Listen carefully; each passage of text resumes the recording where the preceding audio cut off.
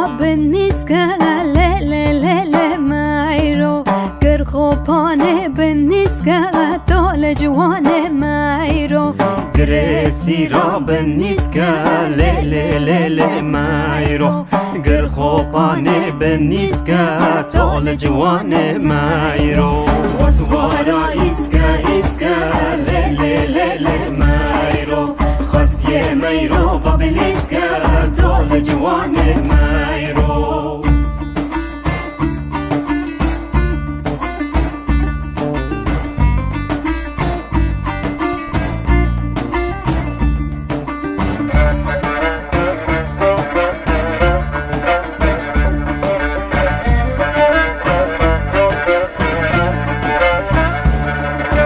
گرسی را بسیره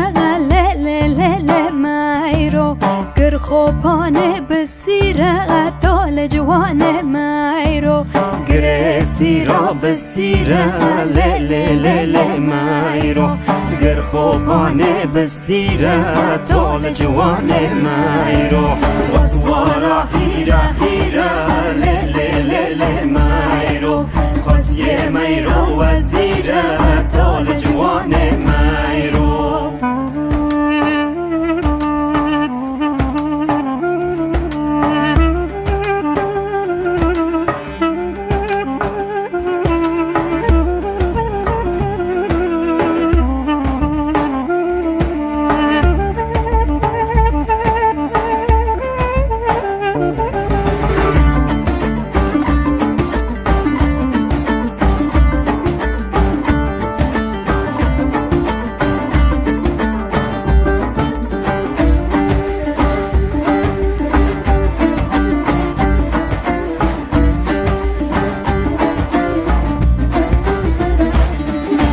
گرسی رام بجیه له له له له مایرو گر خوبانه بجیه دال جوانه مایرو گرسی را بجیه له له له له مایرو گر خوبانه بجیه دال جوانه مایرو وسوارا هیو هیا لیل ملیل مایرو خاصیه مایرو فلایا دال جوانه مایرو وسوارا هیو هیا لیل لیل مایرو خاصیه مایرو فلایا دال جوانه مایرو وسوارا هیو هیا لیل لیل مایرو خاصیه مایرو فلایا دال جوانه مایرو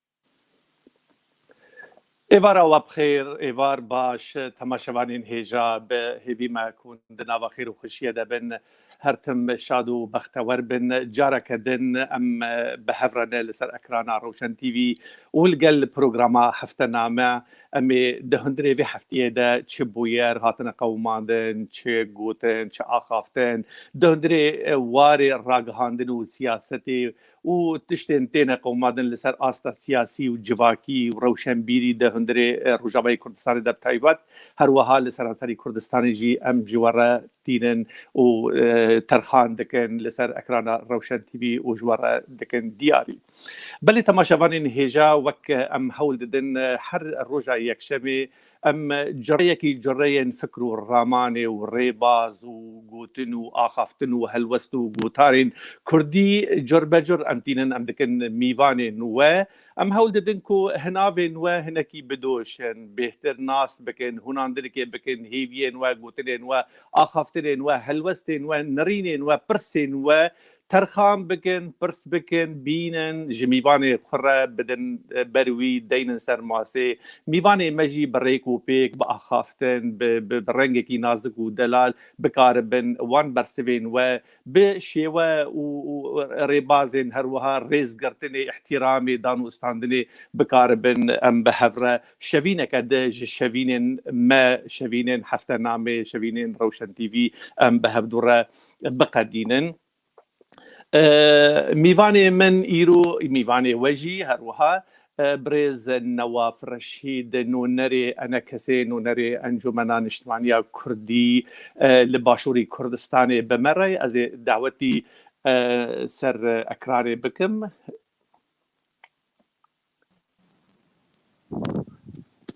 ما مستيفار باش؟ إيفار باش سلافوريز جبوتاو يجبو همو بيناري وبجدارت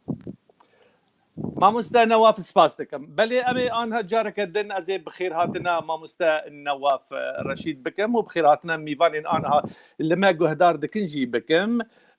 وكل بزانن تماشوانين مين هيجا مها آداري مها بهاري مها قركرن وكشتن وليدان وكوشبري وغاز وسيانيد وخردل ومالويران كرنا قلي كرد هاتيه ناسكرن مها آداري مها كركوك وحلبجة وعفرين وسريكانية وقري سبية مها آداري مها مالويران كرني وكما آني زمان لي دلي آزاد ناس هكنا لآلية مجي مها آداري مها فجين وبرخدان وقهرمانيا قلي كرده مها آداري مها دستخستنا إرادية قلي كرده مها سرهلدانا دوازي آداري مها نمران مها برزانية قال شيخ سعيد وسيد الرزاية معشوقي خزنوية سليمان آدي ومشعل تمو مظلوم دوغانة محمد شيخو وجميل هور وبابي صلاح وحميد جفاكيش وقهرمان في ملتية أذا مها آداري مها قلي كردة جارك ده ما مستوون بخير هاتن ببياوي يكين ما مستدفي مهيدا وكفان روجان قلي كرد للروجاوي كردستاني والباشور والباكر وحمي برجين خوي ديجي الروجلاتي راسي قركرني وليدان وكشتن وجينوسايد وكوش بريه وتشتهاتبون لوك معاني زمان دبي مهيدا هر وهاب برخدان وقهرماني وإرادة قلي كرجي إثبات بالروجانة كود في مهيدا قلي كرد لسر بيانة مها آقرة مها نوروزة مها خوينو آزادية لتفهف دو دجين فرمو چه تعريفه ده نرخاندنا تش في مهيرا جي قلي كرد راتشيه فرمو باس تسبيك ذا از رحمتي القياني حمون أمرين كردو كردستاني ونمرين دوازدي آفداري ونمرين شورشا السوري وحمو كسين آزادي خواز از رحمتي القياني وانتينم وأسر ساغيش حمو مال باثار حمو شهيدار مال هيفي دارم شخواتا باش تشتيتا قوت آزار تايبت من ذيك ويا آزار وكروشا كردية آزار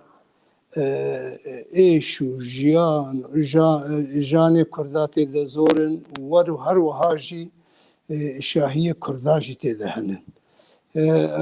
تايبت من ذيك ويا كردي هي فيها ما أواج بر وقت آني زمان جيكي آداري حتاني سيهو يكي آداري از بيجم روجك تنجي تنكاري بوش بردي وكا امد بيجن بيقو يا شاهيك يا نخوشيك تدا التنج يكي آداري حتاني اجبر فيك آدار مها سرهلدانية مها برخدانية مها جيب كرنا ما في ملتي مه ما از دبیجم اشخواوی هر چاوا دوازده آذاری و حلب چا و یکی آذاری مرنا نمری مزن و حتانی تتی داویا آذاری حلب چا اوانا حمه وببن روحمكايك دفي رجاهن إذا دفي مهاهن إذا وببن ريبريك إجبو جيب جكرنا ما في ما ملتي ما إجبو آزاد كرنا ملتي ما تحرشات بارچي كردستاني بله ما مزده جه پیمانا آدار ده امویجی بینن زمان وقت خالک مزن خالک رش لدیروک یکتی جه پیمانا آدار ده الجزائر تا قرکرنا عفرینه و هینو هویتی لداره قالوا ونشاوتي الزمان وان چند سالين داوي وكا وان روجان كروانين ملت كروانين قل جعفرين بسد حزاران بريدكت بري خددا مرني بري خددا چولو بيان وكشتري واري وندابوني وكا وان روجان خوين وزاروك وكوشبري وقري وقلي وحمتش لداربو ونشاوت دكارن في مقارنه بيوانه كي بديرو كما يا كم رابكن قالوا اف قدر السريمه يان جانبك يوي سياسي هيا مجيتنا بجم شخوا قريدايا سياستنا في دولتي وقريدايا هنا بردوامش كيف ده حتاني انها السر ملتيما قدرها ملتيما پرچبونا وید نابرا دروجلاتا ناوین ده نابرا سین ملتین خودی رول و باندور و برجواندی دولتین مزن ای خودی قرار و بریار ادی چکرنا ویده وریده بون داگیر کر و کردستان مراج بر وی که جی هر وقتی وقت تکرم کر ما قلت شخوا روجن باش جانا بس روجي خراب او روجي خراب هي ما اون ملتي ما شخوا نعلمي هر وقت علمية برخداني بكي هر وقت علمية جانو ايش اخو بكي برخدان شخورة هي ما اود فيم هيدا افمه بخجي شار شريك الدمات هيدا دمان روجلاتك روجلاتا نافين اراميك تشيبي خلقي في دفري باشتي وبآرامي جانا خو بكن دناواندا ملتي كرد سوري تشتيغو باش تكذبو يش حمو كسيرش خودي حتى نيجو كرد نجهن جسواندنا ما في خون نكن وتو آرامي وتو اشتيانا في دفرا مدش نبي او آشتی گلکی گرنگو او آگو هیوی امید خلقی ما وان به هیوی ناکه و دبینه بردوام سروا هیویا لسر گو واقعاس ایش و آزاریه گو تا آن زمانو تا گوتن اما بجن و چاوا دیازده آداره ده جیب کرنا حق کرداد ده برهانه ده چه بود عراقه ده و هر وها روجك جوان روجي آذاري ببي روجا بجيب جيكرنا ما في ملتي كرد وبجيب جيكرنا حقيقي روجلاتا نافين تمامي بله ما مزده بري في بسي سالان هري ما عفريني هاتي داگر کرن جوير روجي دا تا في كيليكي اف سي سالن كرداغ بهبون و نبون اخوه لقل مرني دجي اف سي سالن مرن و كشتن و ليدان و شوات و كشبري وقت ما آني زمان گوهارتن دموغرافيك لدارن اف سه سالم بالسدان حزار كرداغي مال چولان خودكن ورادزن اف سه سالن خوينين كرداغيان يعني خوينين كردا لقل نوروزان تبلي هفدو بونا اف سه سالن داگر کرنا دولتا تركيا وهويتيا چتيان سه سالن لدارن اف سه سالن چتبون ودزي ومالويراني لداره شارستانيا كرداغي هاتيه بمبيكرن جبني وهاتيه شوتاندن وغهارتنين ديموغرافيك يعني فان روجين داوي قافا لغوري تشتين ام دبيزن تشتن خطر د مسئله ده هنه ون وك كسكي سياسة مدار وكسكي البركتي وكسكي كرد للدرباي مسائل أمي بين سروية كي تيكل دارية ودندري يعني نونرتيا ودندري أنا كسيدا وك إنسان كي كرد تشاور دكاري بنرخيده كي شيء عفرين إيرو بويا كلك دندري سياسة كردي ده وقال لك كي شيء دبي بهاتن جريدان بقشتي فرمو سپاس شخوا تشتن قال كي خراب دبن هيفياما أو أم كاربن رولك باش رابن ام زانبن ام كاربن كاچاوا امل سروي ايش وازاريه ملتي خب سكنن ام چاوا كاربن افچتي دستري جايار سر ملتي مذبي ام كاربن راوستين ام كاربن خلقي ما چرنگي وگرن افايا حمه اللي سر ميزيه او تشتي قوبوناش بو من وقت ديتنا من ازبيجم داقر كرنا عفرين نولوش بر خدهات دولتا تركيا دسبيكا شورشا سوري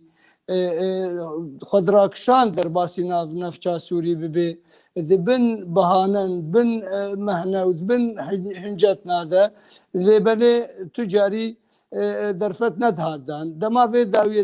درفت هادان جیره درفتش دولت عالی وان دولت مزنی خودی رول و باندور دندری نفچا سوری جیره هادان او درفت هادان حتانی آنها روش بروش خراب دبي خرابتر دبي دولتا امريكا سر فيدا فرهاني دويدا ميدا وك ام زانن قوتن خطه الف وخطه ب وخطه جيم هي دويدا ميدا تركيا خوغهاند استكي دولت قانع كرن تشتك مترسيكا اف توافقات دولي اقوى عفرين تيشو اسريك عنيشو هيفياما او ام كاربن بسكنين انما زي يولو دببي اجبرقوا توافقات دولي حتى الرجيم السوري بن في توافقات دولي دبو انما موضوع قريداي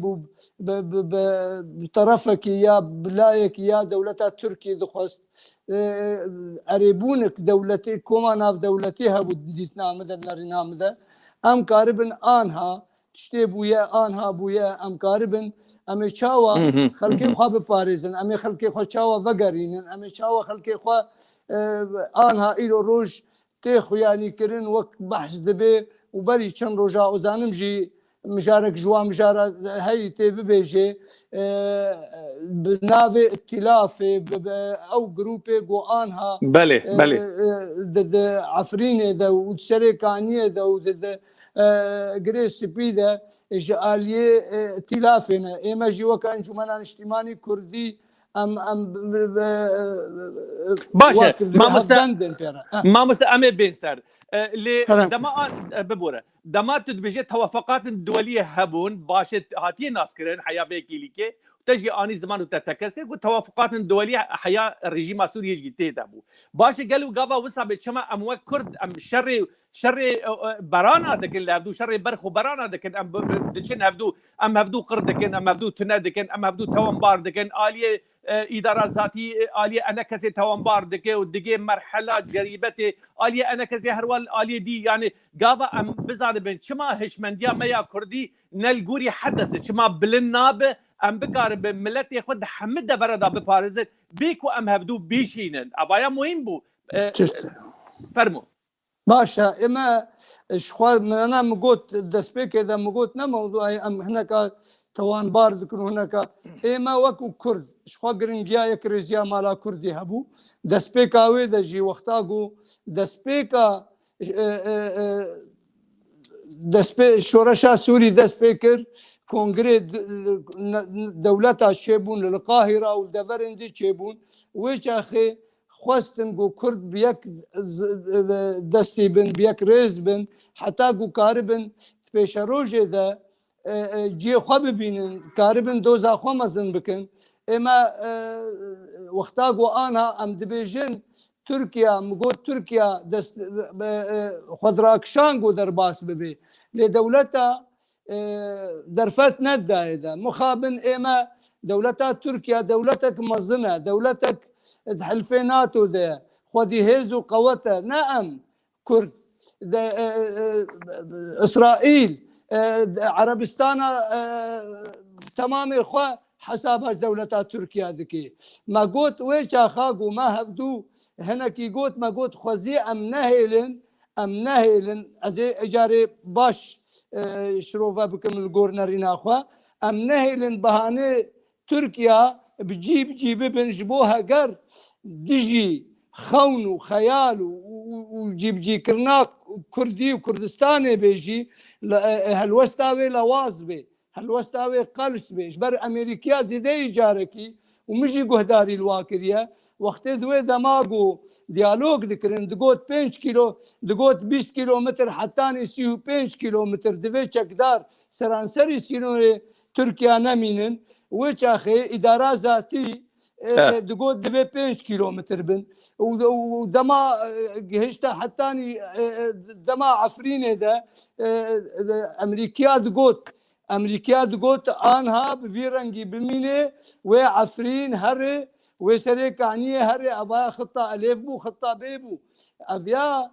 برفيه كي وش أخي كسي خير خواز وجامري وكوا وعقل مند دقوتن خوزي هون بهانا نهيلن يك جوان دنگيگو قلق جارا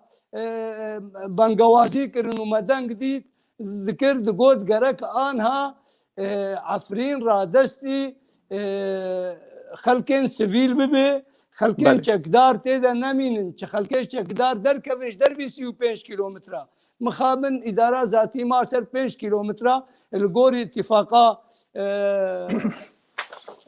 عضنا اتفاقا الغوري واتفاقية ما بابندي وينا وزدي وينا شو أب مبرر أم دبيجن في واردة منهاتنا دبيجن ولا عفرين آنها زيدي قوتا كردابوية زيدي قوتا كردابوية أمي تشاوى هولداني بكن ناف كوما ناف دولتي ده أمي تشاوى هولداني بكن أم تايبت مندياوية كردي بباريزن أمي تشاوى أم أف آنها قرك أبنا بله باشا ما تخويا كركو خيرخواز كسين وك من وكسين دي يعني تجنا سباس دكم بوي قوتناته ما دخستكو بهانه يعني ام نخن دستي دولتا تركيا يعني شتا يعني دا تا عفرين وهرمين دنين داغر كرن ليش آلية انا كسي دا هنكي رولا انا كسي جي دتشوينا عفرين دا حياة دفركي هبو انا كسي جي باركي خرا نبو انا كسي دربازي بويري نبو انا كسي دربازي عفريني نبو كنترولا عفريني نكر دخوازو هيبين خو نهاتنجي هنكي انا كسي دي سياسة خدا لاواز كات تبي شواتين الزمان من ازبجم هجر كيمايك ام كسي هبي كيماياوي قرك خبكرا خد يا عفريني بقوتا ازي درباسي عفريني ببن مخابن دبن ضغط وفي الشارع شارع كردي ده ومالبرين دانوستاندني وتواصل اجتماعي دبن وي ضغط ده دبن وي في الشارع ده نبو خد يا عفريني قرك ويش اخي بابا خد يا عفريني شبرقو ابيجو دبيجن امي برخدانا سردمي بكن ابايا ابدا ام ندوي واردنا وام نكارن برخدانا سردمي بكن ما قريبا بچرنگي زيدا جار ما قلت دسبيكيجي ما قلت اما وكو لشكري انجمن اجتماعي كردي قد تشتكي مي لشكري تنا وامنا هفبشن مسألة لشكري ده هناك سياسة وائتلاف بالسياسة بهفرنا ائتلاف جي قدراوية آنها إلو روج تركيا زي دي تركيا كسقو هنا دي ده بوضع باجة ما مزدا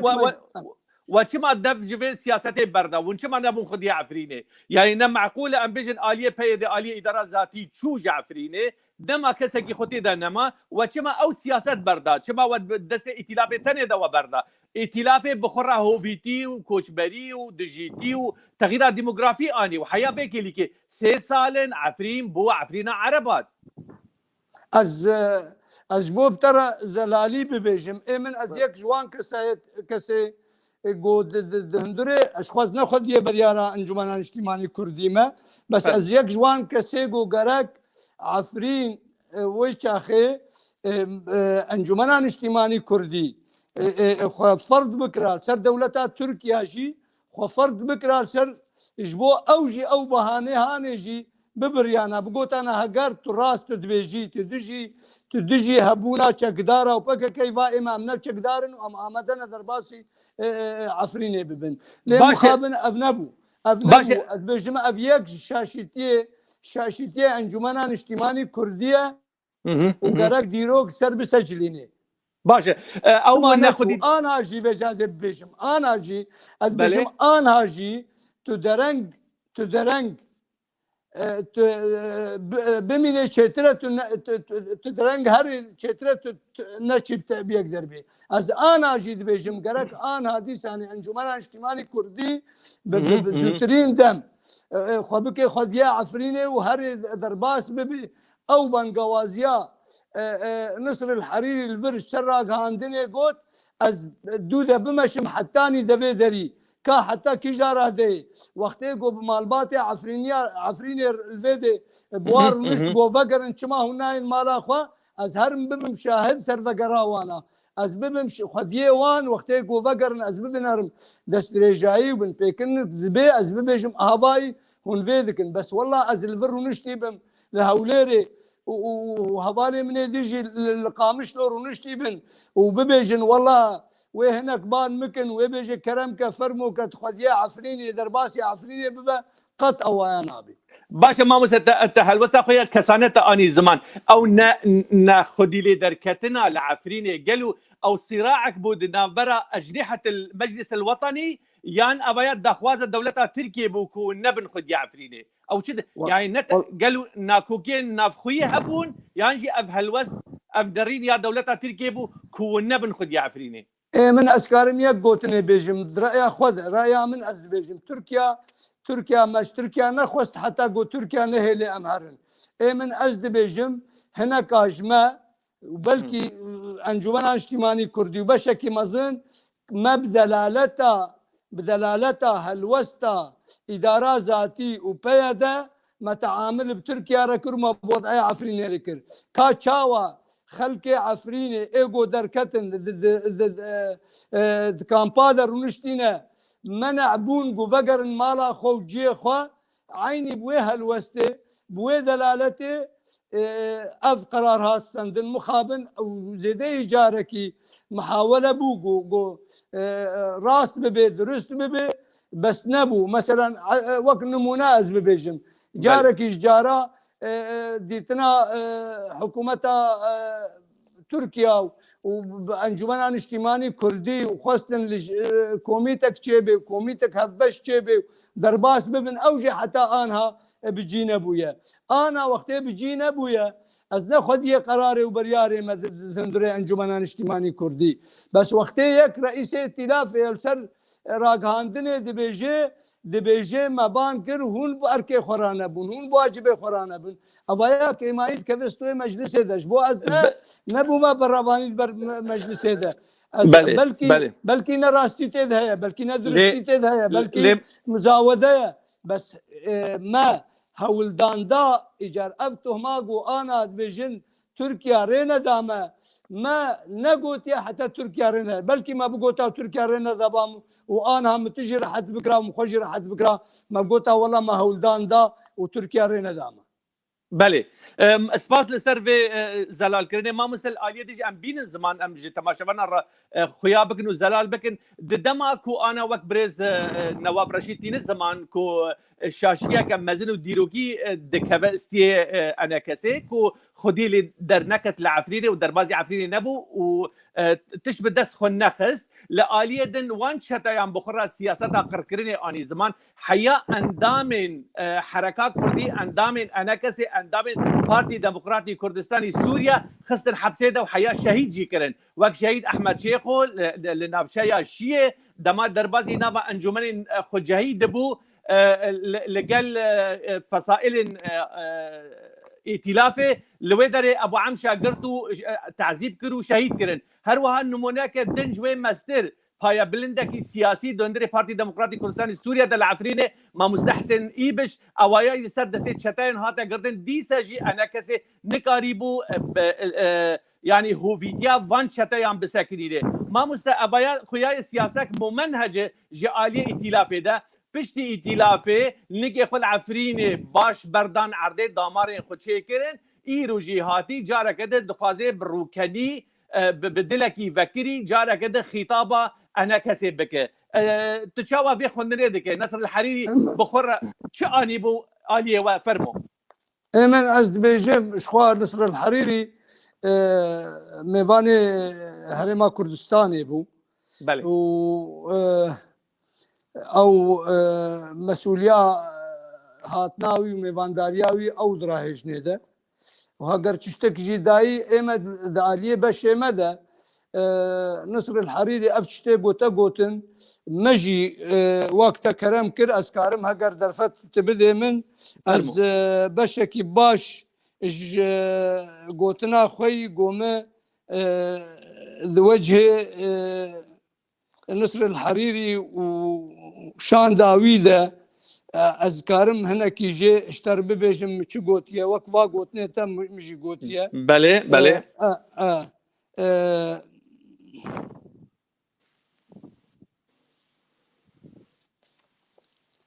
ما مستزاتن اف برسام مبوتا قلتبو قالوا يا نصر الحريري اف رزقار كرنا هريمين تدبجي هاتنا رزقار كرن دبن چه بهانه ده هاتنا رزقار كرن وحيا انا جي خلقي ما كوش بره فرمو از دسبيك اوي تشتن هنا از بحثاوي هناك مسألة انساني وانن از بما لسر واري نود أن نلفت انتباهكم إلى التقصير وعدم إلاء الاهتمام الكافي لهذا الكم الهائل من اللاجئين من قبلكم كائتلاف، وذلك في كل الجوانب المجالات أهمها ما أبايا جانبي إنساني ده ما قلت ما قلت أود انتباه عنايتكم بأننا نحن الكرد في مناطق ومدن تواجدنا نحن أوائل من انخرط في الثورة السورية بعد مدينة درعا، لأننا كنا أكثر المكونات السورية تعرضا للظلم والحرمان والإقصاء والتعريب. الدعوة لبورينتكم عربي برقوقوتين بعربية ناهيك عن الاعتقال والسجون على يد هذا النظام الدكتاتوري وقبله من الأنظمة العنصرية والشوفينية، رغم أننا ندرك تماما بأن النظام الأسدي قد وزع ظلمه على السوريين بجميع مكوناتهم وطوائفهم التي عارضت سياساته الجائرة التي طالت أقرب مقربيه ومن طائفته، لكن الكرد عانوا من ظلم النظام بشكل مضاعف، مرة كونهم معارضون شأنهم شأن باقي السوريين، ومرة أخرى تمييزية كونهم كردا. وقد نجح النظام منذ الأيام الأولى من قيام الثورة بتقسيم الشعب السوري بكل مكوناته إلى قسمين، قسم من المعارضة والآخر مع النظام،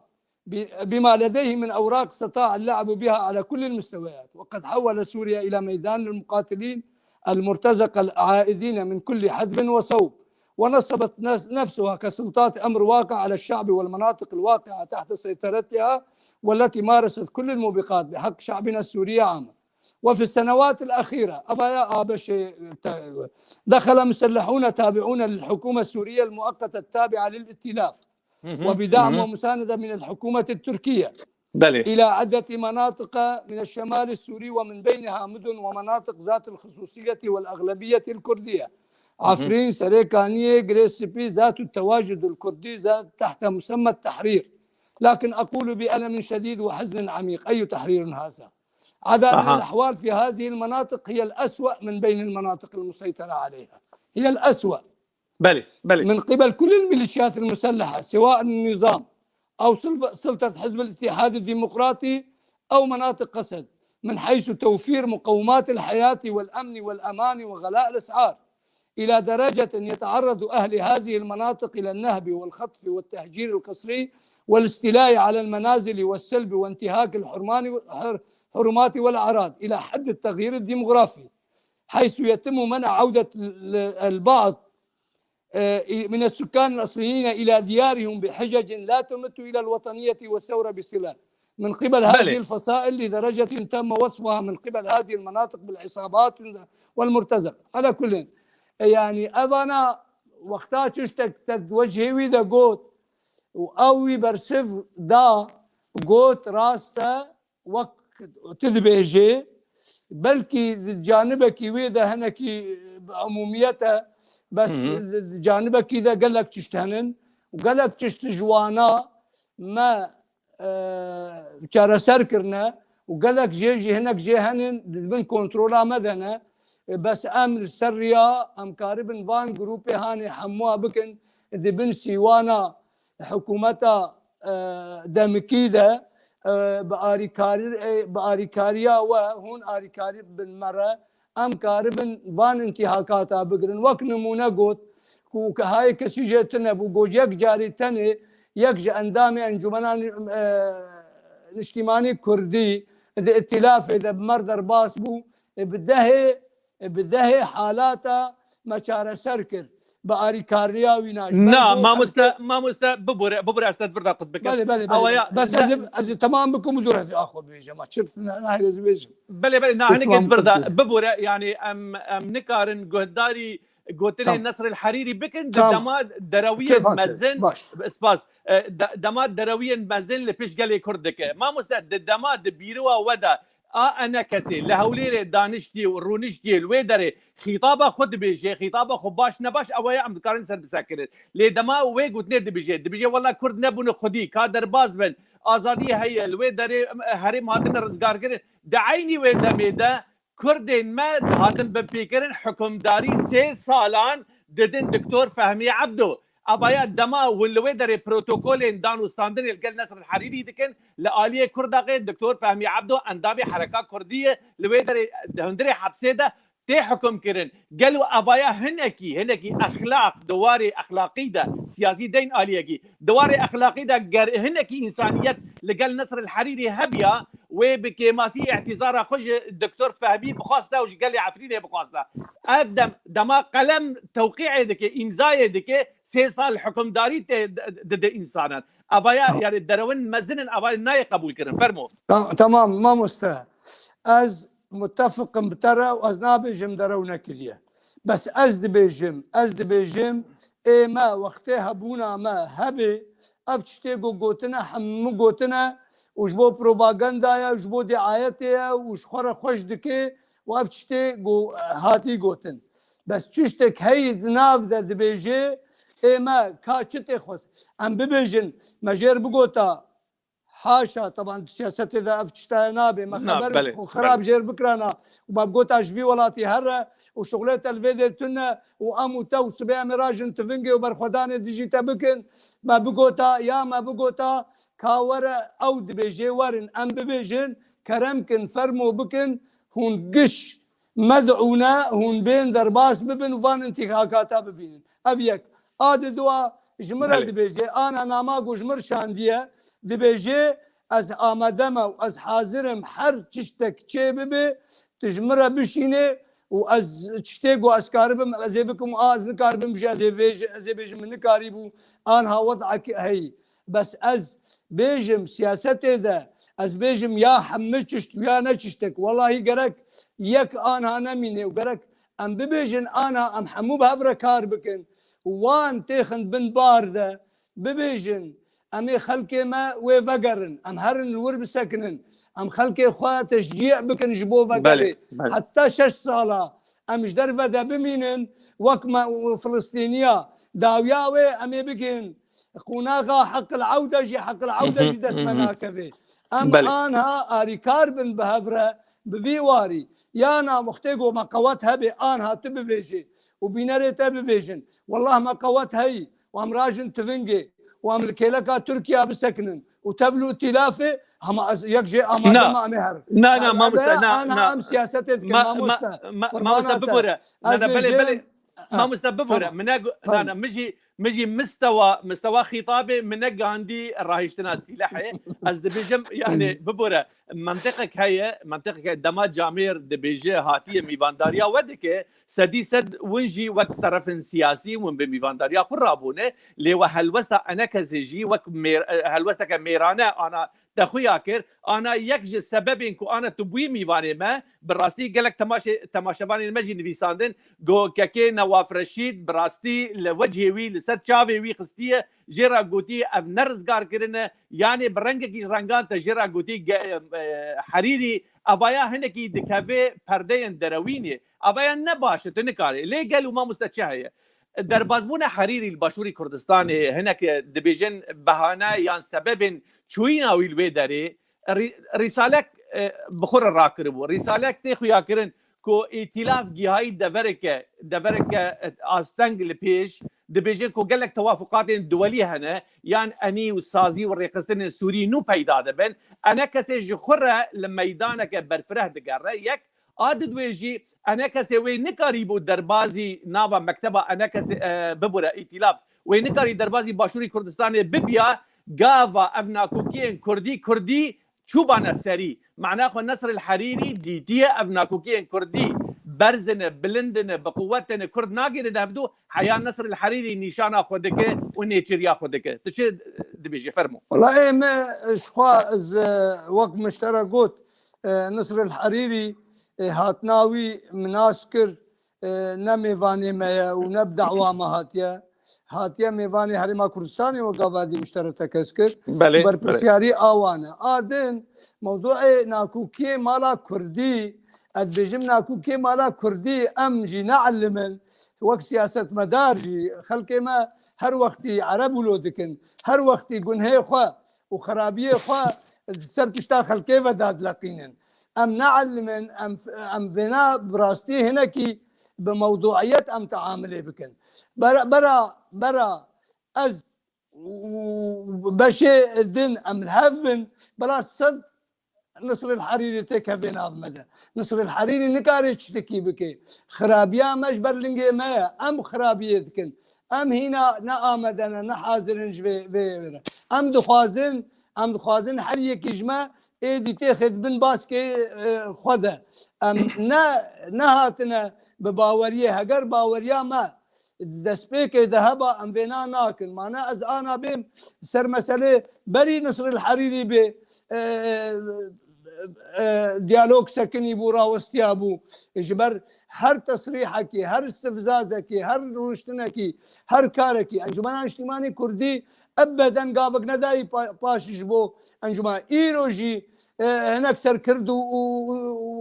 اندامي دستا سروكاتي قوتنا ما امي هرنا يكريزيه قوتش قاس دولتي دردوري ودولتي دنياي واصلا جيتي خناب مدن نصر الحريري قوتي دولت امي هرنا يكريزيه لمخابن وصجاري مخابن هناك هنن ناخوازن هر سري وروجانا استفزازاتا چه دکن دست پیکاوی انجمنان اجتماعی کردی اجبو یک ریزیه هناك گاوی باوریه دانا پیش او گاوانا حموجي باش بهبون یک جيب جي نبو حتاني آنها او چه یک ریزیه او چه دولتا کردیه تو چه که تو چارسریا هناك گردیه تش خلقي وار ودعوالي بورينش خلقي وارناكي معناها بله ما بله تاني زمان تقو هن كسن نرازينا قالوا اوانا هلوستو قوتاري كسانن يان تيارن دندري سياستا كردي دا بيتر يعني والله من از بيجمنا تيارن خدي رول وباندور وخدي قرار وبريارن بله باشه ماموستا حيدر عمر نبيسكار ورخنا قري كرد نبيساندية قوتية الأنكسة يبرر ما يحدث في عفرين وحكيم الدكتور حكيم بشار العفريني أف انتهاكات بونه وكا تصرفك فردي آني الزمان هروا نصر الحريري جي أف قوتي تكسكر أف تشتي الدبي لقوري بريار لقوري دوكومنت لقوري وثائقين الريخصين والسازين مروفي إنا بنتوي وإيه هريبي بدر دخينن اف ائتلاف جرائم يكرنك هاي جرائم حرب يعني ابايا تشوا مرود كاري بيجي اف كريارن كسانن ما مستا ما ازد بيجم حتى قو ام ازو ما مستا حيدر وحتى ام ببيجن اوانا واد بيجن بلي ام هرن حاضر ببن الويدي مثلا از يك جواني از انها دعوه كرما قوتيا كرمك فرموكت يك جواني ورا درباس ببه از آن درباس ببم رجات دوا از ببم عميل واز ببم سيخر واز ببم ولات فروش واز ببم حتى ام نچن الور نبين سر عرضه امي نقاربن جوار ببيجن كروت بيجي تشتي كسايتينا چاوە کەسایەتە تەماڵبات بتەمامی وان تعرض هەموو شەوتان دیە تعرض و عزمان خرا کردە دەوی سەکناندنە و شەوتاندنە حتا ئەس نەچم سەرێ عرداهانێ وەختا گۆجارێکی زلت لیسان بەهوارێکی دەرکەت سەر بۆ مەلژناک تەقەسی الحقائق شێکریە خەبەرێ یەکیل سەردیتن والله وان خەبەرە مەرۆژ دژمێ دگۆر نزانم چی کوڕێ نزانم چییە هینا تەقەسی الحقائق نزانێ بۆ لە عەفرینێ چی بووی باش هەیە بوو ئەزێ هەرم ژێرە ببێژم ئاوا ئەڤە سیاسەت ڤیوارێ تەژی کەرەم کرد ئانها درێل پێشامەنە یا ئەمێ سیاسەت ێ بکن یا ئەمێ ڕاژن چەکێ مامۆستا ئەس حەیران چاوێت ئەمە ئەس یعنی گەر هەنێکی دەنگێمە بلند ئەس لێبوری نێشتە دخوازم ئێمەژێ ئەس داوا موضوع دەنگ بلنداویش بۆ دەنگ بگێ ئەگەر دەنگێ من بلند بێ ئشارەتمەزێ دەنگێ خۆداخم بچێک سپاس دەکەم مامۆستا یعنی هەنێکی ئەم بە هش و هشمەندی خیتابە خۆ بکەن گەرگاوە مرۆڤێ سیاسی وێ بردود ئەفعالە و ڕێئەکسیۆنە کار بکە دێمەکی ئەم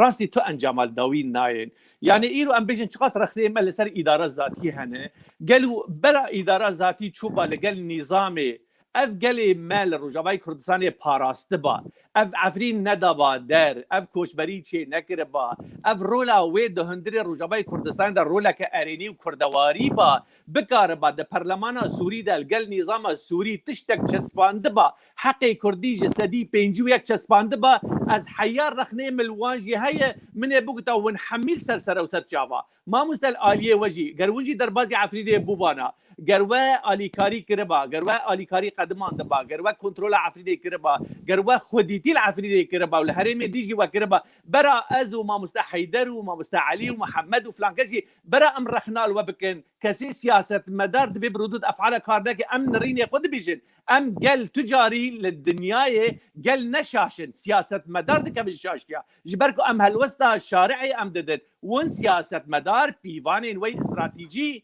hene divê win li gor pîvana biçin gava vî gelî win nexin asta qurbaniye evaya ji ber muhîm e em ê werin dest û çavên we her di etrafa çê alî îdara zatî be çê alî ene kesê be em parastina vî gelî digerin lêgava ev gel rastî wêrankirinê û koçberiyê û teغîr demografî tê demekê em ê kevir û kuçkê xwe serê we bibarînin bibûre fermo سپاس خوا ئەژی وەکتە دبێژم بەس شێوەیەکی دی ئەv برادرên ڕەوشنبیر و برادرên xwediyê civaka sivîl û kesên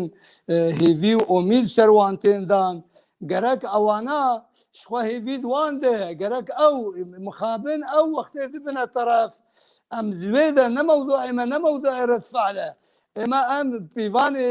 eva te kerem kir heger rejîmê maqey berê Salih Muslim hewar û gazî neda rejîmê nego were bi Efrînê ve nehate bi Efrînê ve rejîm çi ştekî nadê me negotiye ئێمە em Kurd mixabin em her wextî hikmê xwe dibirin li ser encama ne li ser destpêkavê destpêkavê wextê ku em dibêjin em neçûn ba nîzamê ana yek bêbêje ji me re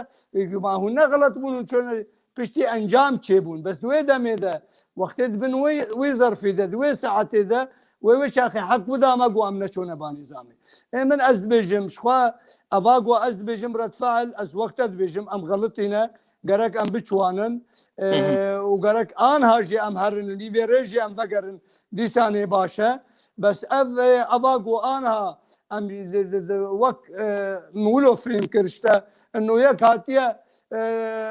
gotina xwe got wî jî a xwe got û dawî em bêjin yala selamu aleykum saet xweş û ew herin cê xwe û ez jî ew fortê xwe kir û ez jî tiştekî nekim mişkila me divir de ê wek we jî وەک برادر حەیدەر مامۆستا حەیدەر بەڵێ مامۆستا حەیدەر سپاسیاوی دکم و سپاسیا هەر یەکی دکم بۆ رەخنەک بکەیش بۆ خاترێ چارەسەریەوش بۆ گەرەک ئەم ژی خۆ نەبینن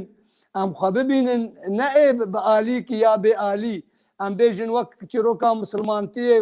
اذهب انت وربك فقاتلا ونحن ها هنا قاعدون وكأنه إما مغداي سر بشتاخوا ودفي أم حمشتي بكن ودفي خبراجي أم بحملين ودفي أم حرشتي أبيا دفي أم الكلكا هفدو بسكنن يكوي بي بسكن يكي روشن بير رزا مش بوتا والظالم هالوسطات الشيء تبيجي والله من عيني مسافته نابرا نا ولا نولو عيني مسافته نابي دوني هاتيرا وستاندن اف حواره هاني قرقت بيقوتن بيجي سري صدي حفته انجمن اجتماعي كردي عايل بو وسري صديجي سي اداره ذاتي عايل بو وبالتالي يكي وقت من دنجيتها بكي وبيجي ابو كابسكنا في برادري بيجي ما هاني تشبو بله اسپاس ما مست هن نویس يعني هن هالوسط دبيجن نویس کارجی هن گلکان نویساندیه دعواني بودينتكم دنگي من مزعجه نا مگو گلک گوتر هات نویساندن ما مست گوتن کو او ویرکیا نصر الحریری باشوری کردستانی لپیش مدیا و راگاندنا کردستانی دکر دما توانباریا پکک دکر به ریخستن تروره اوایا او ویرکی و میرانتی دبیجن کو اوایا جسستی و لاوازیا هلوست و گوتارا کردی هاتیه لو ماجی نصر الحریری باش نشان خوکر و هاتیه جوه تشتنا دخوازه قالوا تشتي دخوازه تشبو تكاري ويش مر بيجي اما بخا تشتك جمان نخست تشتك جمان نخست يا وك از بيجم ميواني ما بو بس ميواني هريما كردستاني بو بس وقتي ما مستار رونشت ما مستي كردستانا سوريا رونشت بطلاب كردستانا سوريا رونشت هات نراتيا هريما كردستاني رونشت تشوف بهنك مالباتي عفرينيا رونشت تشوف قناة آرك وكارمندي قناة رونشت كسي قوتنك نداي باش وقتا وشتبه ترجي قوتنا وقتا وشتبه ترقوتنا برسواوي جي برسواوي هر وقت قوتيه سرسرا وسر شعبا تشتي هوند بيجن راسته قالك تشتنن کرم که نورن امی بهفره چاره سریه ببینن وقتی گو اوا مالا کردی و اف چشتکی دیه مالا کردی چشتکی جدایه اما اف اتلافه هانی دست پیکا گو ام درباسی دیالوگ بونه اتلاف جی پی آگه داره و ترکیا جی پی آگه داره و دولت امریکا اصلا گو دولت امریکا آگو فکر گرانتور و حتانی گو ام ما افتشتي بري حمودان باشقا وما قلت دولتك خذي بريار وقراره ويكريزيا مالا كردي شكي ام درباس بوني ده اوانجي زيدي جاركي دبيجن دبيها قر كردي سوري خوا بقين انجام باش شريكي منن امي بهفرك حتى اني جواتك وان جواتي تايبت ده قو اما ام آمدنن ام ببن شريكي في اداري درباس ببن وام بهفره چاره سريه بكن ام حموشتي وقرين وقت دماويا بري بري ام دربازي چاره سريه بن مامسته نافندا شيورمنديه و خوندني اروداوي نصر الحريري رد کر کلوه داره جویره که لگل راگاندنا کردی چه بکه هر وها دربازی ناوا کامپین کردی جی نبو این کسی می روش آوایا گلو مترسید ده مسئله ده هبو کو گوتارا وی لعرده که یعن خلق گوتن سراست جویره بیجه جبو چه افتش بو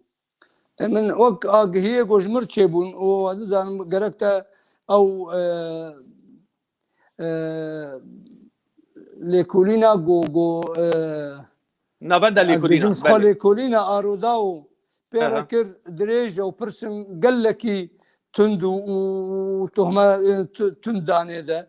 اوهاني وك من اقهيه مشيبون دما فيدا روجاوي ده از ندعوه بومويده واز نشو مويده بس مبهيست تمام بو ضد مساله غريداي بود مساله اولكاريه ضد مساله امنيه ده حكومتها هريمه سكنات نقو حريري سكنات حريري زيدي 2 جار و 3 جار و 4 جار كونغري روزنامه‌وانی شكر البرلمان ده وللبر انجمن اجتماعي كردي وللاركي ده والقلق جا چێکن و کاری بوو بەرسوا خۆ بدێ بەرسوا مامۆستا ببوورە ئەوە هاانێ یەک ببێژێ وەڵاش بەر ترسیا و ڕەڤیا ئەس نابم حامیویژی و نابم بە ڕەوانژی دبەردە بەس ئێمن وەک ئەس دخوینم خوێندنامە ئەدبێژم وەک ئاگەهیژ مرچێ بوون گرێداری بود مەسەلێ ئەولەکاریەوە ئەولەکاریە ددیت وێ تشتێک ئیساء دەولەتێ ببێژ بەرمێوانێ دەولەتێ بوو هەرێما کوردستانێ بوو تشتێک ببێ نەباشش بۆوان ئەوان سەکناندیە ئێمن وەک ئاگەهەیە گۆمرچێ بوو نەوی ئلغا کردە هەگەر تشتێک وەهاڵ با ڕۆدا و هەبێ بەرا ئەو ببێژن ئەوی سەکناندیە یان گرێدایی بوو ئەو لە کاریا دەولەتێ بێ بله مامۆستا عالیە دن وەک ئاگاهی کەتن دەستێ ماک و سەرکردەیەن ئەنە کەسێ بە تایبەتشی سەرکردەیەن پارتی دموکراتی کوردستانی سووریا ئەواناژی هەول نەدان کۆلگەل حەریری دانیشن و ڕوونن ئەوایە تشتێکی وزە هەبوو یان ینی میوانی حەریری میوانی هەنگ کەسان بوو یان میوانی ئەنە کەسێ بە تەواایی بگشتی بوو خوزی بەرس بێ بدە میوانی ئەنجومەنە نیشتیمانی کوردی نوێنەراتی هەرێما کوردستانی 14 نوێنەرتێدەنە ئەڤ یەک دوام چشت سێ جیگرێ سەرۆکێ تیلافێ دکتۆر حەکیم بشار بووان دامی مەکتەبا سیاسیە پارتیک ژوان پارتیایی گەلک mêvan پێر هەبوون سکرتێرێ پارتیک دی پێرە بوو هەنەکە دی هەبوون گەلک هەبوون ئیجار کەسێ گۆ نەلڤر بێ و پێر نەڕونشتنە ینی منە بیهستیە کەسی گوتیە ئێمە ئەم پێر ناڕونن یان وەڵا چمانش بۆ خراپیە وێ تەسەوەران بدە تشکی سیاسیژی دوێ دەتون ئەگەر شتێکی هێناکە هەبێ وێ بێت وەجهێوی دە ببێژێ ئادنی بەلکی نەمەجبوو ئەو هەگەر ئەو نەهاتا بام بەلکەس نەمەجبور بووم بچوە مابارێ بەرگو بلا ئەساس نەمێوانێم بوو mêvانê herêma Kurdistanê bû بله مامۆستا ji ber ku tu nûnertiya ene kesê li wê derê dike wek şexs di warê protokol û dîplomasî de divê tu pêşwaziya wî ji bike ew tiştekî xweza ye ew normal ew e baş e mamoste li aliyê din Nesril Herîrî dewe ji we kir ku hûn wek şandeke Kurdî wek ene kesê hûn derbasî herêmên Kurdî bibin yan derbasî Efrînê bibin heya li ser ragihandinê jî me dît Birêz Nûrî Birîmo tekez kir ku em ê derbasî Efrînê bibin em ê hewl bidin gelê xwe vegerînin û em ê li wê derê bîrwên ene kesê vebikin tiştekî wisa gel û yani serrast e yan tenê hêvîn e yan wê di pêşerojê de tiştekî wisa em ê bibînin êwîna top avête meleba me avête gola me evî top avêtê de taemîl çi rengî taemilê vê tipê bikin ev ser me dibînê Birêz Nûrî Birîmo tiştê gotî Nûrî Birîmo ji xwe serkirdê partîk ji partiyê herî mezin e Encumena Niştimanî Kurdî de û keseyekê Efrîniye jî weke malbatê Efrîniya jî belkî yek ji wanê bejdar bû bi şanda Nesril Herîrî re gelek mesail pê re گفتوگۆ kirin û diyalog kirin ئێمە ez dibêjim madam em bibêjin em bidin dûvî zilamî heta devê derî em amade ne em dikarin xelkê me wê alîkar bin bimere got em derbas bibin û em ji xelkê xwe re bibêjin demanek û itmenanekî gerantîkî bidin xelkê xwe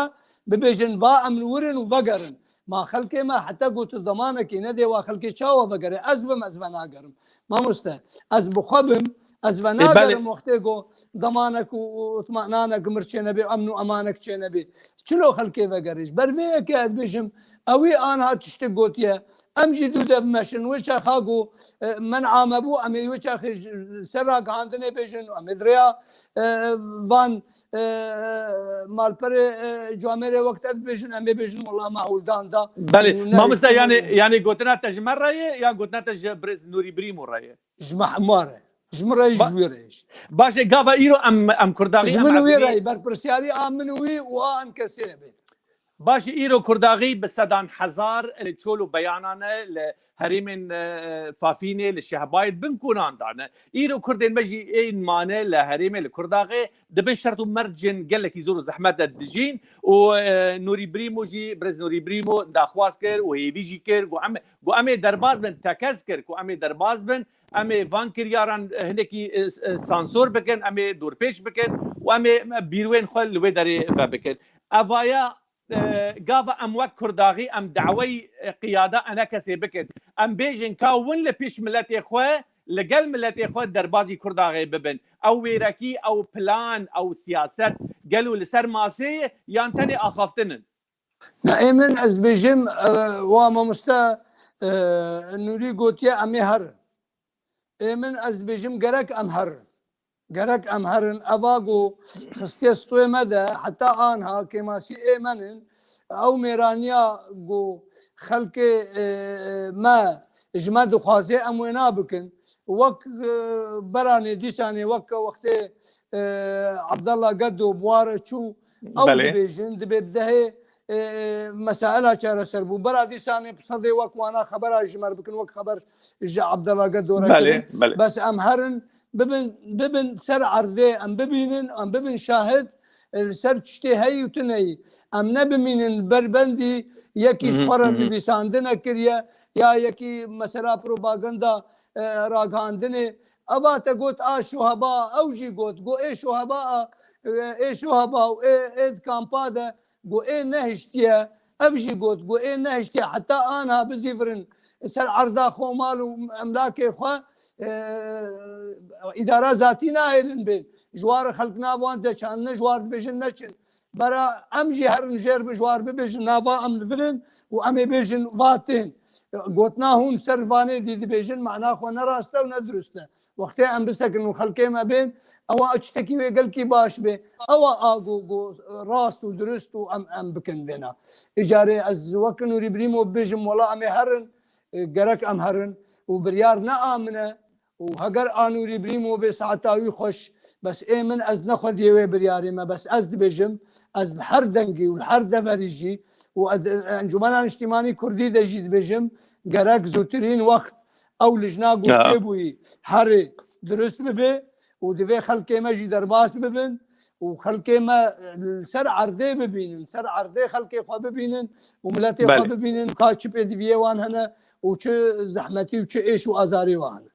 بله پشتی ما مستعانی زمان تگو ایرو د ملعب مدى وك انا كسي ایرو اف خلق هاني هاتي بردستي و هاول دايك هو يجي خريطه الطريق شبكن خريطه الطريق جبوي في برسكريك هاني مزن يعني وان دربازي عفريتي ببن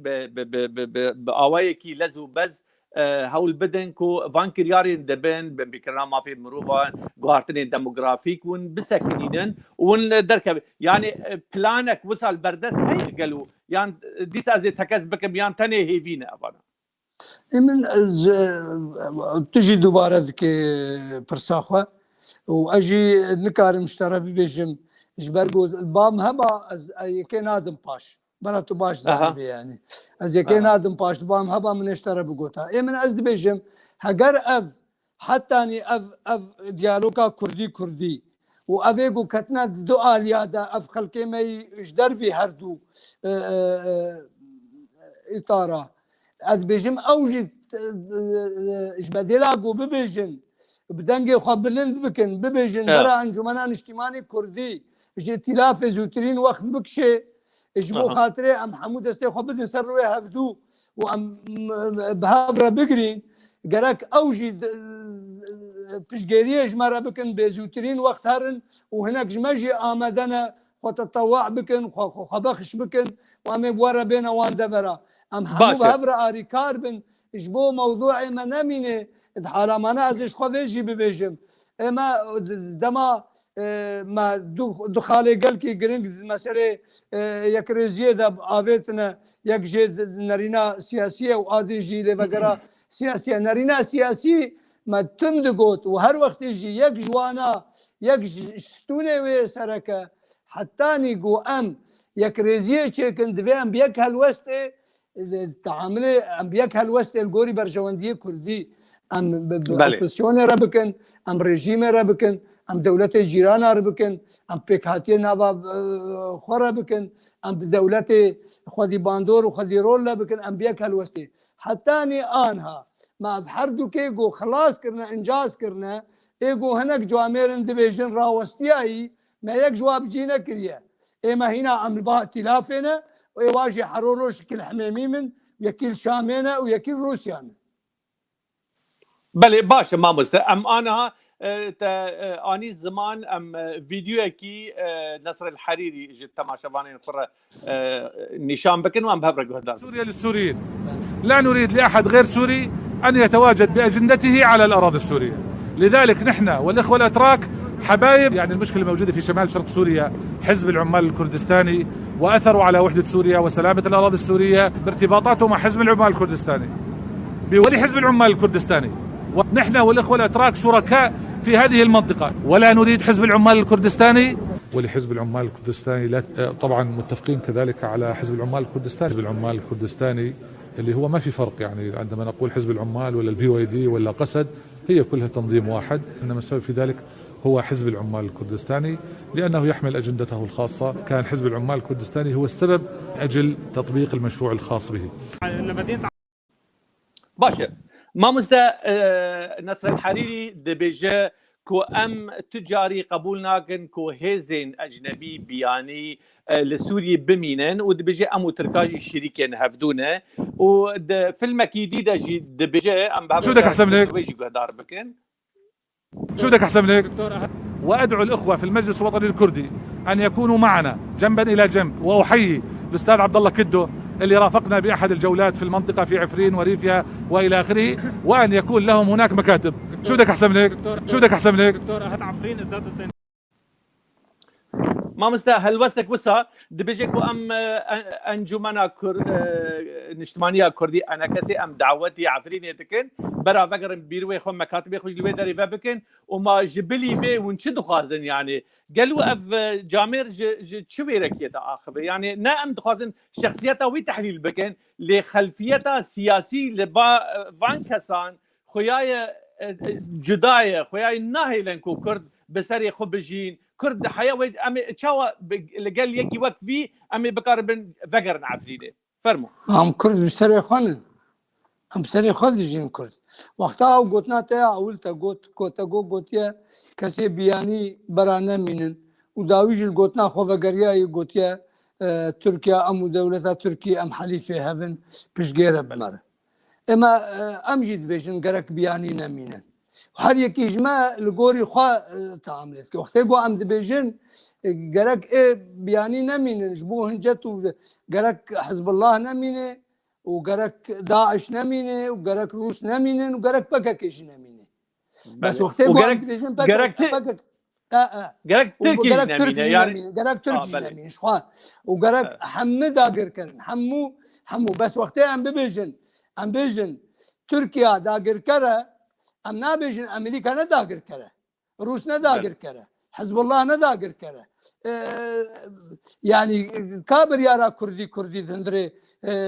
Kurdistana Suriye'de evana hemme bibek cümle vakti guam bejin wala ihtilal bu ya Afrin وهناك جماعة وخوات خابين وكأنه بري رزقار كريبو ودستي كرداد ابو بري رزقار محتله وبري احتلاله واحتلال صد صالي ليش يبود احتلاله ده اما موضوعي ما انا موضوعي ام بيجن احتلاله يا انا احتلاله جوامير قوت قوارن اوفيسي خفكن باشا ام هر اوفيسي خفكن او اوفيسي ما ببن مركز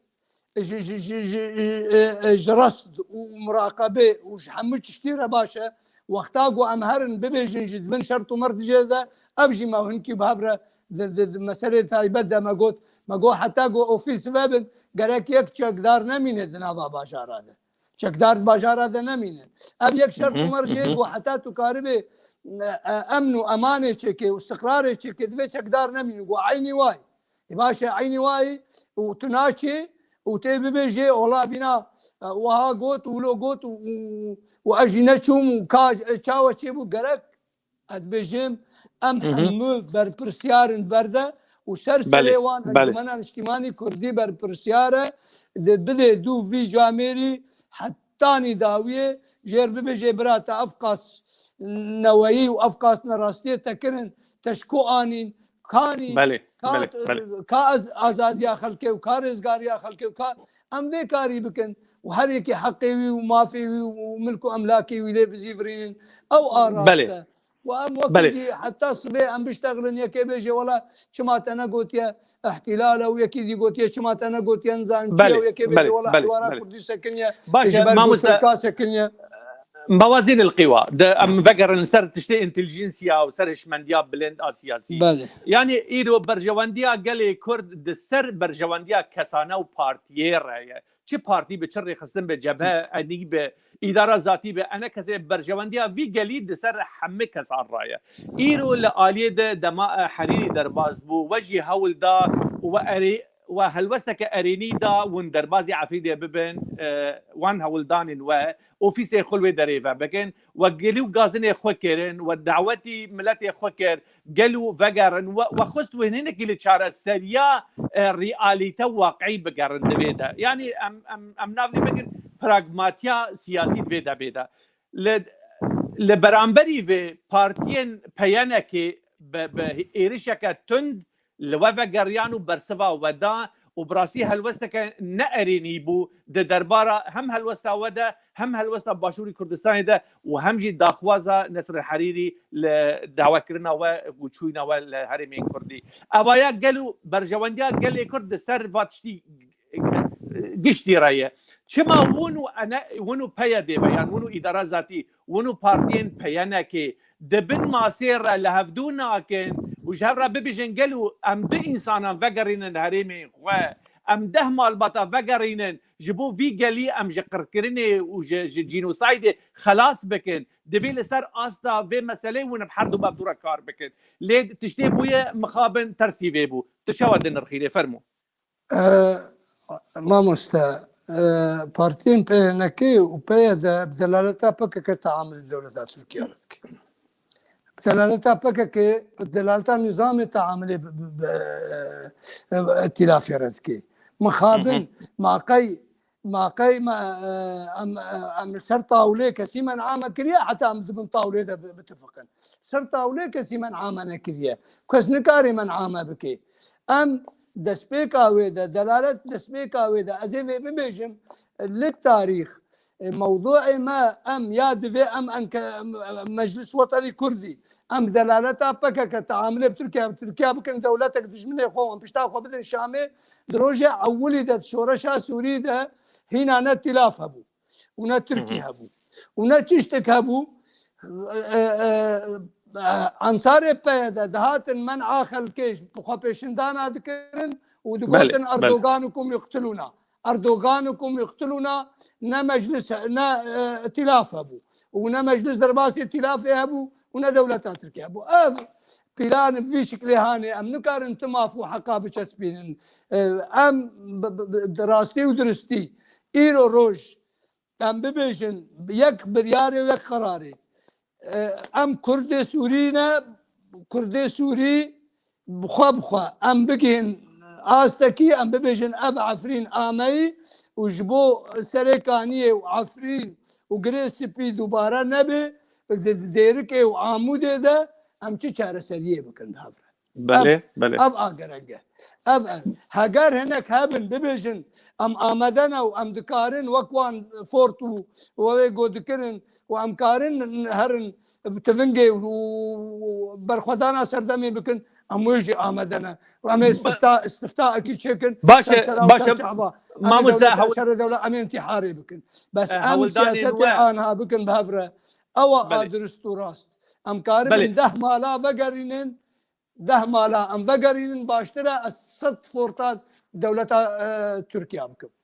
بله ما مزدل برسكة دي يعني اوجي قريداي في مسألة دبيجت و دما ائتلاف هاتية اللي وقرك تشيدك و آلیکاریا انا کسی به جارب خورتی دخوازه جبر کل سر نقشه یا سیاسی یا سوریه گلک ریخستن و سازین دن جبهه انین دن تینا پیدا کرن انین هنکی آلیکاریا خوش دولت هریمی وی ور بگرن جه سعودیه و جه مصری و جه دولت خلیج و امریکا دخوازه انیاک دچه بکه لدربه ائتلافه لو ما جی ائتلاف هنکی دخوازه بازار بکه و دربازی باشوری کردستان به رساله خو بگی باشوری کردستان جی جبر کو ممکنه باشوری کردستان در روزین پیش ده رولک سیاسی و بلند ده پیش روز سوریه ده بلیزه افایا اف تحالفات منتظر يعني امناف لي بكر يعني جي تنسيق و تشتم ببن ده پیش روز ده تشتكي وسا ده اسوين سياسي ده هن يانتونه ما از نابجم تشتكتنا واز بس حتى انها اما وكو انجمنان اجتماعي كردي ام دبينن اف ائتلاف او حتى انها بشي حري جرينجو مهمج اوبوزيونيرا او اقول سرميزي بربري رژیم رونه او اقول بیچاره سریج بو سوریا پاش بو شر و چکداری و نزانم چه بسکنه و او اما امولو دبينن هناك دي هجر وهاد بينن تمشكلة البامتنا برا أوج الآلية دي بخبتن وبآخذن معناه ده هوليري ده دودة ما اتفاقي كرب هفرة ما قلت أجبون جنيف شونا جنيف بسر برشتيا جنابي سروك ونونري وينا وعثمان برز عثمان بايدمر وخانم ليلى زانا ما اتفاقي كرب ما قلت أمس بي بيك دنجي بيك هالوستي هرنا جنيفي ام هرنا جنيف بيك هالوستي هاجر سبي هناك بروبلم مشكله كتن بيشات طرفك يجمده طرفي دي ونراتيا ما حردو الياتكي مخاب جنيف ريفا قريان وهاتن شونا جنيف الاوتيلا جو ريجيم تدرونش شلون لرونشتن ما مستا موضوع ما بيجن والله اجبار بعقليه ببورز بعقليه مؤامراتي سياسات شخوات جيش شكي هر وقتي وقت سياسة مدار الحرب تشتي بناري شبهات وشكا بناري حتى قو تكذب به عكسيوي وترسيوي نا تشتكي قلبي باشا بس والله بحر تشتي از به والله جبرقو وضعي خرابات يفيدي معناه خواستو قهدالي نادي ميدا باشا بشتاخو بدي ادمجم ام نبعقليا مؤامراتي تعامل اما امولو دبينن يك شرط مرجيقو ام وك حردو آلية كردي وبمرة جفاكا سفيل وروشن بير وسياسة مدار وسرب خو حمى ام بهفرة ام ببيجن كيجا آلي راسته برجوندية ملتي كرتي ده باشا ما مستا النقطة يا كدن وقت خويا كدن دوالي استراتيجي ده امریکانا ملف و داتین سوریه رادستی روسیا کرده و روسیا جه هولدان خود که کو لاشه کی عسکری سیاسی پیدا بکه پارالل جه موازی جه ائتلاف ره یعنی هزین قصدتی دابه و منافط لاست دابه و چند عشیرین عرب و هن عسکرین عرب و عشیر عرب جتی دابن قالوا فان كسان لقل وك انا كذا اتصال كرنا جبو تشتكي وصايان هاي وجبه مسألتنا اما تكسي مرة اتصال نكري ودولتها امريكا حتى في ساعتي يك جوان دولتي هالوستاوي نزل عليه هالوستاوي نا واضحة هالوستاوي درباري برسا كردينا واضحة حتى في ساعتي يعني اف حليفه جو از انها وكلايك طرفك كردي ايمن از بشكل النار بس يكي ديليد نريد بجوي دولتك يجمر الشيكي مقابلي دبن هالوستاوي ودبن اراداوي ده بحضاره خورتو كشيما شهيد شون دفريش دربي دفري كردستان سوريا بيستو 3000 القوري جارتن وجمارة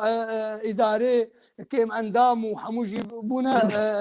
عطبينا أفايا حمي بي سودا تشتكي بي أجوي أمريكيار بيجم كام مقابلي بيتش بديمن حتى أنا أجد بيجم جو امريكا اري نكرا عفرين ندشو جو 100 تركا بقوتا 100 دولتات تركي بقوتا ندشو حتى انا موضوعي ما افا اجاري روس خوش دسمه كده درباسي سوريا بو عربي دبيجن كردي دبيجن دبيش كله مل حمود تشتي خو درباس بو بالسر عرضي وشر وحمود تشتي وديت چونا تك چونا رژیم تك چونا وي حليف اشخوا اگو هش شور اف موضوع واف غريزه هاني بردوام بكي وچارسري نبي او بو هر وقتي بشگرياوي كرو نهشت گو بكوي ويل عليكي وايران عليكي بان دولت عليكي اما امريكا اجرانها مناف طلاسه ونزانم كي وكيتي نرينا مدى ديتنا مدى ويل سر ميزا كوما ناف دولتي بي امريكا تجاري ناقهوي واتي ازينا ديتنا مدى ولويا از نزانم حتى تجارة دي باشا شتي دي تكذبي از بيجم بوي حسان كاريا هاني بشتا خونا دي تركيا حليفة خوي 100 صالي وبي تلا المناف طلاس مسكني يا الايدي بسكن باشا ما مستأسفين بكم هناك يتج ناف قلت ناخذ اني الزمان تقول يعني امريكا قالوا ند جديه تقول كو قرقابه جديبه يعني خستبا عفرين ند شو لسرفي قلت ريز خاطر برسكي بكم يعني معناه امجي جنابي تبي برسن قالوا امريكا حياه شده فري جديه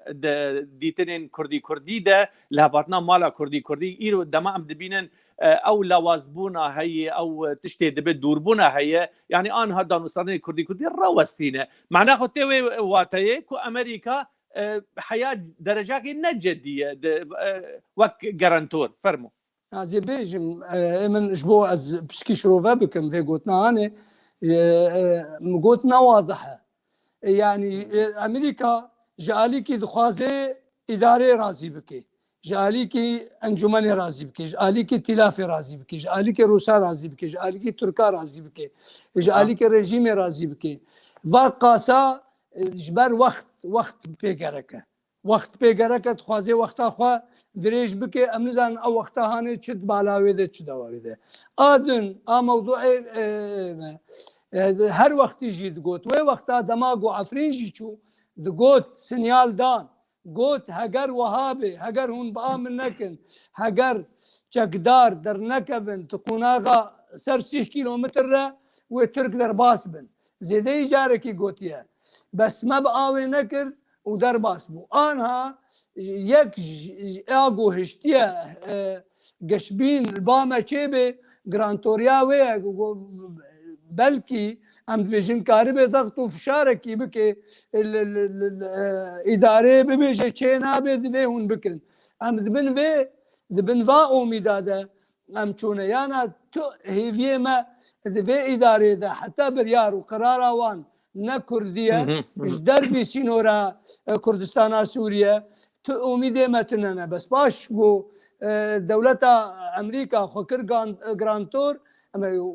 هیویا ما اولي ثاني بردوام ببي وام كريزيكي تشيكن بشي شي وي بي ام تشيكن ام بگين استكي ام خلقي خو بپاريزن ام پدويه جياني سر اردا خو تشيكن ام فيدور پيشكرنا قول دفرا مدى تشيبويا قرتنا عرض عزمان برخلكي ما هاتيه قرتن بله بله باشه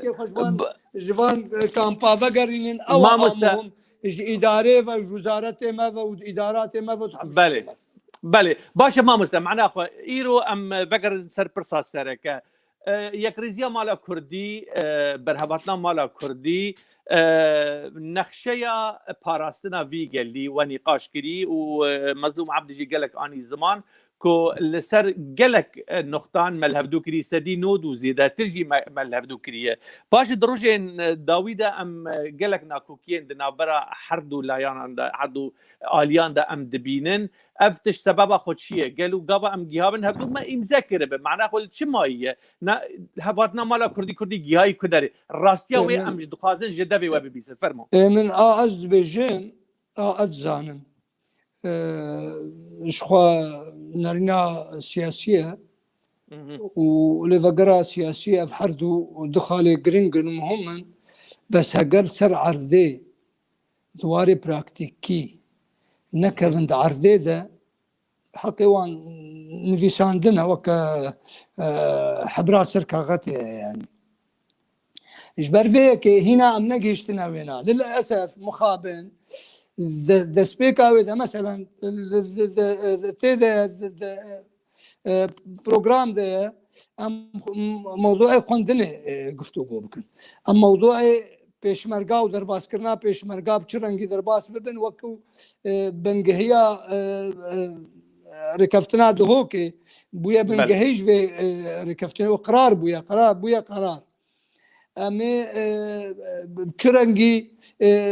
شراكتي كي حقيقي إداري وتعديل عقد الاجتماعي لمخابن أفاقو أنا دبي ودبينا كو كيش بونا سري هر دمكي تشتك دبي جواتك دبي يكش سركردين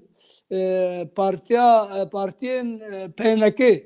وسر سريوان سركردين بيهدي ويجاركي دركفن بيجن ما دكان أمل هفدو لفابكن ويجاركي ببيجن ما عقد اجتماعي آمي أمي تعديلات ذا عقد اجتماعي خريستياناي عرباي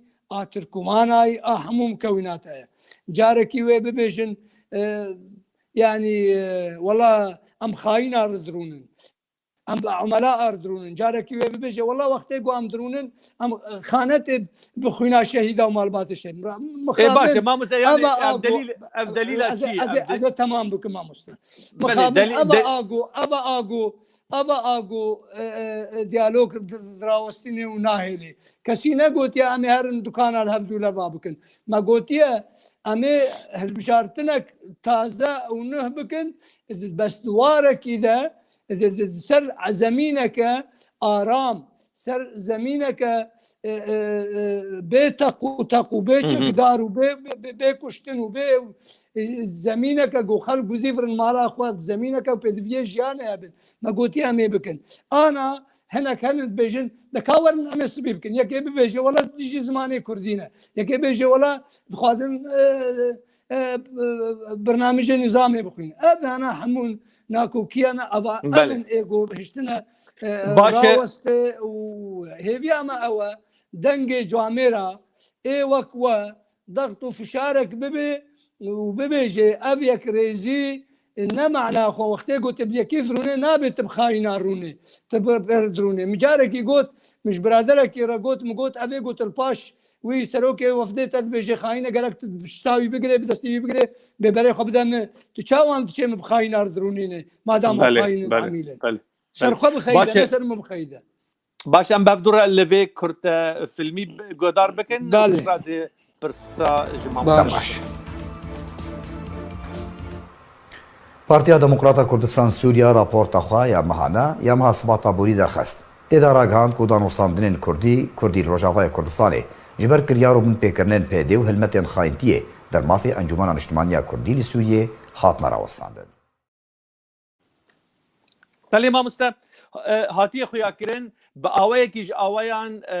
پارتی دموکراتی کردستانی سوریا راگهاندیه كود بيجن لهفاتنا مالا كردي يعني دار استاندن كردي هاتي الراوستاندن افايا نا خروج يعني جي دركتن يعني جي دوربون جي برنسيبن دان استاندن افايا غابا وين مساله جاليه خدا رادگينن ما نراوستيه از نظام اشتد برز ما مزده ايفان بيجم راوستيه انا هي في مهنا دسبه كده كرن سدما بهترين هردو آلية قوتن جبرگو وگوهز او كناغا وگوهزة إدارة أمريكية پاشوه خلاص بو اف تشتي تصريحات وقوتن الشر راگهاندن قودركت وبهترج آلية بارتين دوبو نصر الحريري هاتيه فيدي بارتين بينكي بيانك درخستن كرن خاين وعميل واستقبال وان كري وايجو سلاب لوا كري وايجو دسي اذا اغو هشتي راوستي حتى بو افانات على سر نبي تمعنج درباس كرنيتنا معها بكنيه بوام خلكي خو صبيان ببيجن والله ما خلاص كر وصبيج از ببيجن ولا نبو باشه ما مدخلك كي دنا برا حردو آليات ون جوان دخوازن وك انا كسي انيان يعني انجمن الاجتماعيه الكردي انا كسي ون دبيجن كو دبي تيكلداري ودانوستاندن و لجل اجنده باكاكا ورقت كرن او جي جواد دخوازن تيكلداريين والجل ائتلاف وجل دولتها تركيا ورقت كرن يعني تجاري كيشيا جل كرد ون دربازي کێشەیە گەلێک کورد هی نەبوونە لەسەر مافێ گەلێک کورد خویای وەلهەفتوو نەکریە لەسەر پاراستنا گەلێک کورد هەندر وی وڵاتیدا لەسەر مافێ وان چارەنووسیا وی گەلی و نیقاش نەکریە ون دەبێژن ون هەندرێ ئەجنداتێن هەن کەسادە کار دکرد ئەو ژیوە تەوانبار دکن ئالیە خۆ تشتێکی دەبێژن خویای هین پرسگرێک دەبێ مەسەلێدا باشە مامۆستا گەرانتورێ بێ مەسەلێ گەرانتورێ دان و ئستاندنێ وەک مەزلوم عەبدی وەک تەرەفێ ئەمریکانە وەک باشووری کوردستانی گەل و ئەو چی دەبێژن لەسەر بێ ڕاوەستاندنێ فەرموو مامۆستا ئەم نابێژن پەکەکێ و پەکەکێ و تیلافی ئەم ناکن بەرابەری هەفتوو ئەم تیلافی و ڕێژیمێت کن بەرابەری هەفتوو ئەو لەگەڵ ڕێژیمێنن تانی گو ئەمریکی هاتن گەردی و تەسلیم و استیلام ئەمزانن چ ڕەنگی تەسلیم و استیلام چێ بوون بەرچاوێ نەچێ بوو ئەمە چاخێت هەم دوور دەبوون مەزانی بوو چاوە تەسلیم و استیلام چێ بووە ئێمە ئەوەی چاخێ خەیار ئەمە وەک ئەنجومەنان نیشتیمانی کوردی هەڵبژارتنامەمە هەڵبژارت تیلاف ئاگۆ ئانا بووی سەدەم ئەم دبێژن پەکەکە بوویە جێ مشکلێ پەکەکە وەک ئەم نابێژن پەکەکە کوردی سووریە سەرسەرا و سەرچاوا بمینێ و سبی ئەندیماج ببێت حالا کوردیدە بەس ئانا ڕێڤەبەرێت لە ئالیە سێمالکە کوردێکی ئێرانیە ئیدارە دکێ کوردێکی ئێرانیە هەر وەزیرەک و هەر مدیرێک یەک پەکەکەش تورکیا و یەک ئێرانێ و یەک عراقی پاشوانە مامۆستا ئەم زەلالی بابرە بشتغلن ئەم دزیکا نەشتغلن وەختێک گو ئەم دەبێژن ئەم بتیلافێرەنا ئەم بوون وەچاخێ تیلاف معارضة سوريا لقوى الثورة والمعارضة وەک مجلس وطني كردي مەخوەدیت بەشێک ژبێ قوى الثورة والمعارضة ئەم تەبلی وان بوون دیژی نظامێ ئەف هەری گرنگ و مهمە ئاسەرەکەی هەلبامە خرابی ائتلافێ هەنن کێماییێوێ هەنن سەد کێماییێوێ هەنن هەگەر هەنەک بێژن نۆتن ئێمن ئەزێبێ سەدن بەس مەوضوعی ما ئەڤە ئەم دبێژن خودیێ بەرارێ و قەرارێ دبێ ریمۆنت کۆنترۆل هیچ دەستێ خەڵکێش دەربە دەرکەوێ و ئەو یەک شەرت و مەرجایە حتا گۆ ئەڤ نەبێ ئەم نکارن تو چارەسەریێ بکن مەدەڤژ گرتیا بەردا مەدەڤژ لێبورینا خەڵکی ئامودێ بەردا مەدەڤژ مەوضوعی خوێندنێ و vەگەرا کەسێ گۆوان تەوانبارکردنە و خەڵکێ گۆ شەڤنیڤێ شەvê دەست و نگێ وانگرێدان و هەنەک بدەزانم چ دەرباسکردن ئاوێتنش دەرڤی سینۆرە و ڕۆژانە ئەو چ وڵاتە تەرێزگار کردە ئەو چ وڵاتە تو ئیدارە دکێ جێ یەکی وەکتە نویسکارێکی یەکی وەکتە جێویتێ تو نەبێ دژی گۆتنامە بێ ئەو چ وڵاتە باشە مامۆستا هێدیدیان بەبەر بە داوای پرۆگرامی بەدەشن مامۆستازێ هەن پرسێن یعنی جدا بپرسم سبەر ڕۆژە دانوستاندنێن و ئیرۆ ڕاوەستینە و سبەر ڕۆژاوە یەکێ مەترسیک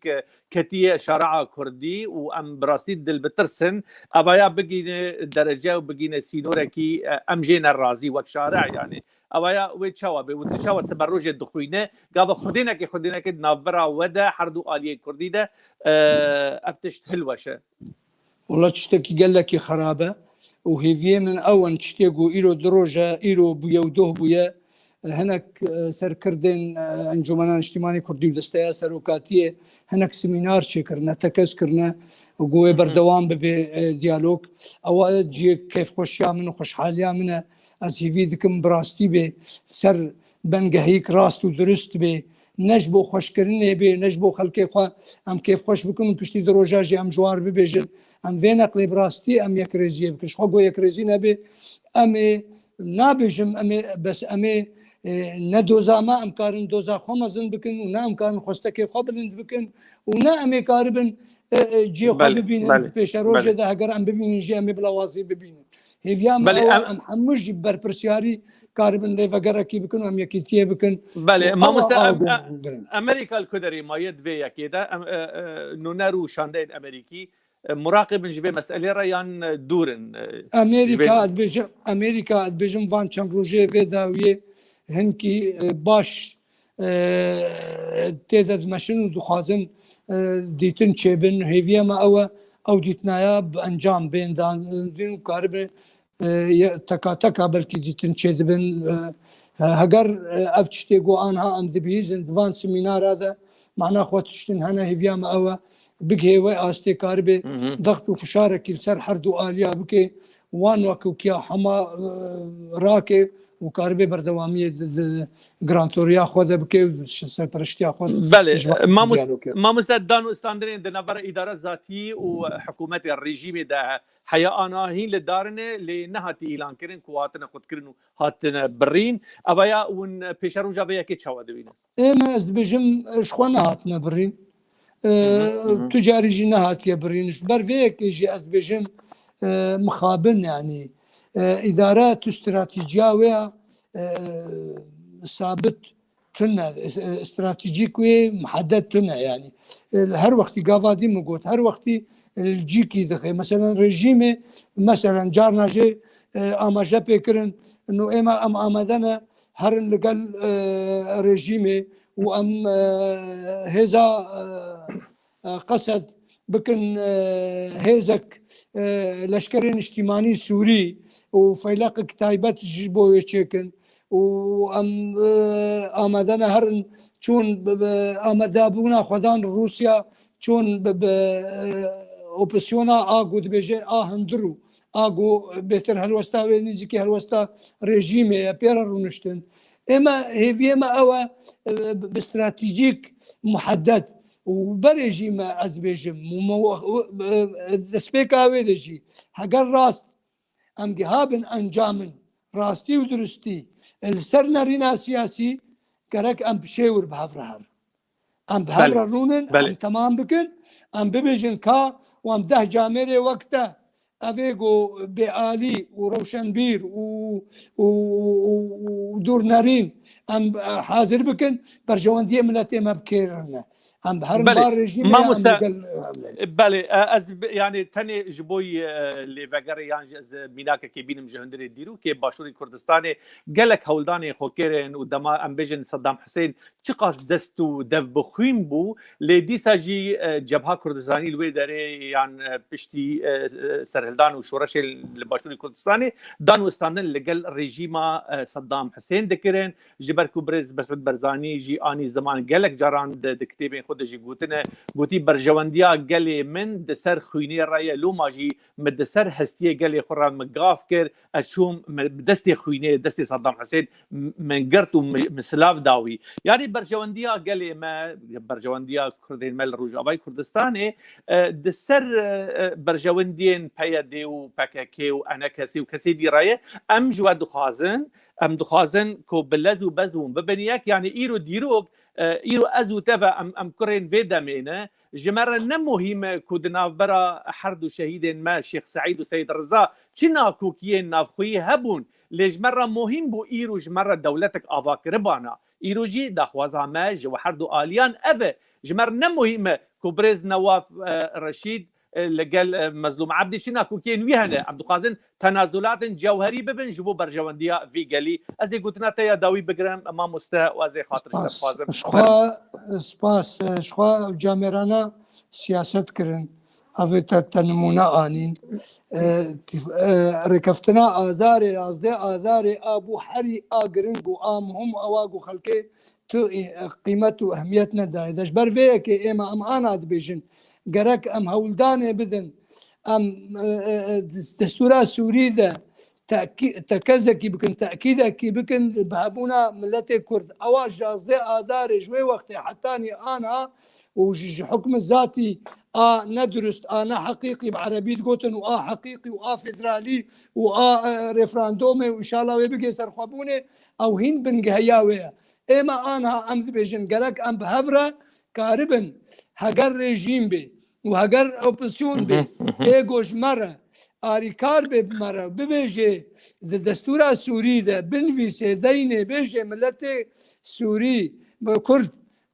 milletê Kurd ser erda xwe ne ser xaka xwe ne û beşekin ji vî welatî ومافي وك مافي ام وي بقرن هقر ام كاربن وينا انا ذيقونا غيدا درست بكن ام حمد شتيخوات بيش روجي دا بكنو سرقوا زحمتي تشيبن وقت كرم كر باش يازدي آداري برز مسعود لسرخ قولا خويني شو جم صدام حسين جبو عملتي خو اي ماجي امي شاخي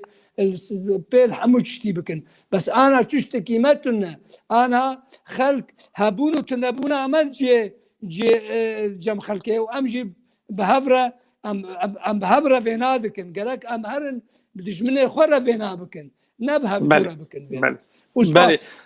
بله مامۆستا نواف رشید نونری انجمن اجتماعی کردی لباشوری کردستانی ام اسپاسیات جدل دکن هر وها لیبوری نشتهج دخوازن ج تماشاوانین خوشی دخوازن گرهنکی یعنی آخافتن نلگور دلایا آخافتن لگوری برجواندین سیاسی دندری وی ولا پیدا ام اسپاسیات جدل دکن مامۆستا تا روزنده لگل هلوست و گوتارندن ایوارا تبمین بخیر خوشی مالی آوا سرخوشی هر سپاس جبو حماش بو تشي وجبو بينردش سپاس بله تماشاوانین هجا به وی آوای ام گیهان داویا پروگرام خو مامۆستا نواف رشید بمربون نونری انجمن اجتماعی کردی لهولێرê حیاج مهات مهولدا کو ام بکاربن جناv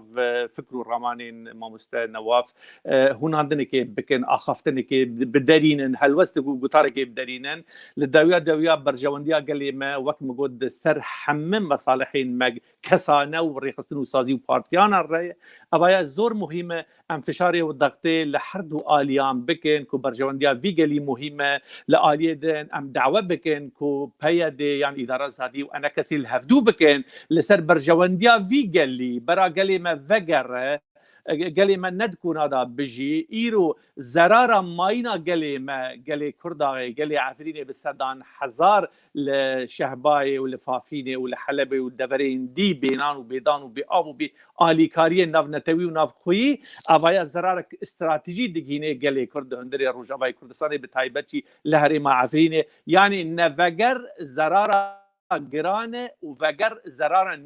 يعني نيف زراره ام هول بدن حرتم لبرجواندين قال خو بقرن ده مالا ام وگرينن مالا وان كسان آوان گر پیاده به یانجی اداره ذاتی صد مالی وگرینه انا کسی پنجی مالی وگرینه امی دسو چاوی وان ماچکن برجواندیا وی گلید سریا ورای مالا و حمیه آواب